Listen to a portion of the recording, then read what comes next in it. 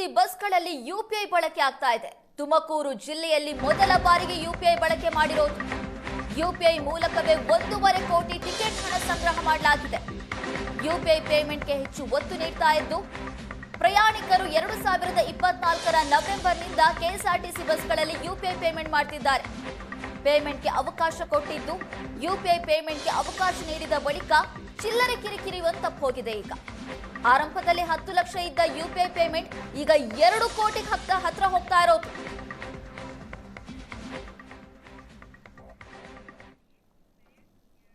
ನಮ್ಮಲ್ಲಿ ಕರ್ನಾಟಕ ರಾಜ್ಯ ರಸ್ತೆ ಸಾರಿಗೆ ಸಂಸ್ಥೆ ವತಿಯಿಂದ ಪ್ರಯಾಣಿಕರ ಅನುಕೂಲಕ್ಕಾಗಿ ಸಾರ್ವಜನಿಕರು ಪ್ರಯಾಣಿಕರು ಟಿಕೆಟನ್ನು ಖರೀದಿ ಮಾಡೋ ಸಂದರ್ಭದಲ್ಲಿ UPI ಬಳಸಿಬಿಟ್ಟು ಟ್ರಾನ್ಸಾಕ್ಷನ್ ಮಾಡುವಂಥ ಒಂದು ಅವಕಾಶನ ಕಲ್ಪಿಸಿಕೊಟ್ಟಿದೆ. ಇದರ ಅನ್ವಯ ಪ್ಯಾಸೆಂಜರ್ಸು ಬಸ್ಸಲ್ಲಿ ನಿರ್ವಾಹಕರ ATM ಮಿಷಿನಲ್ಲಿ ಬರುವಂಥ QR ಕೋಡನ್ನು ಸ್ಕ್ಯಾನ್ ಮಾಡಿ ಟಿಕೆಟ್ ಅಮೌಂಟನ್ನು ಪೇಮೆಂಟ್ ಮಾಡ್ಬೋದಾಗಿದೆ. ಈ ಒಂದು ಸೌಲಭ್ಯ ನವೆಂಬರ್ 2024ರಿಂದ ನಮ್ಮ ಕರ್ನಾಟಕ ರಾಜ್ಯ ರಸ್ತೆ ಸಾರಿಗೆ ನಿಗಮದಲ್ಲಿ ಜಾರಿಯಾಗಿರುತ್ತೆ. ಪ್ರಾರಂಭದಲ್ಲಿ ನಮಗೆ ಒಂದು ತಿಂಗಳಿಗೆ ನಮಗೆ ಒಂದು 11,000 ಅಷ್ಟು ಟ್ರಾನ್ಸಾಕ್ಷನ್ಗಳು ಆಗ್ತಾಯಿತ್ತು.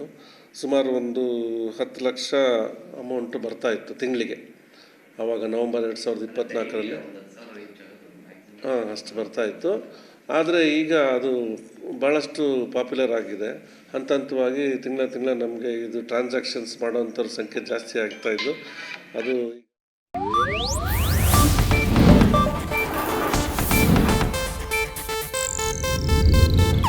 ಇದು ಏಷ್ಯಾನೆಟ್ ನ್ಯೂಸ್ ನೆಟ್ವರ್ಕ್ ಪ್ರಸ್ತುತಿ.